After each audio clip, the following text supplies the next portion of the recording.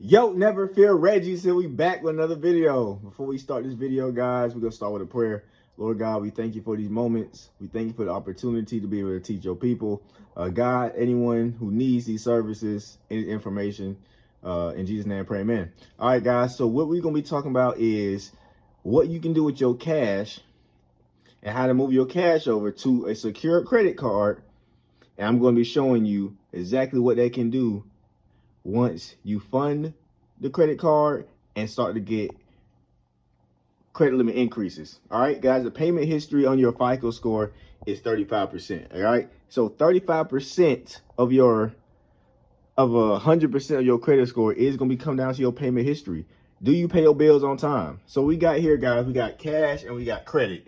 All right, so let's say you got $1,500 in cash, right? You put $500 of that 15 and you put that on a Bank of America card, right? Secure card. You got $500.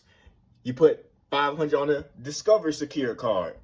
You got $500 and you put it on a credit union secure card, right? And let's say for your cards, for the Bank of America 500, you use that for gas. For the Discover card, you use that for your store purchases. For your credit union card, use that for bills. Guys, the reason why you want to move this money over to a secure card is because you're going to be able to use these cards for the said purchases and then pay them on the reporting date, the due date, excuse me. So when you pay your bills on time, you're going to start to get higher limits on the personal side, which is what we want to start doing. Now let's say with the Bank of America card, you use it for gas and use it for 3 months at least. This card will start to unsecure. The same thing with the Discover and same thing with a credit union card.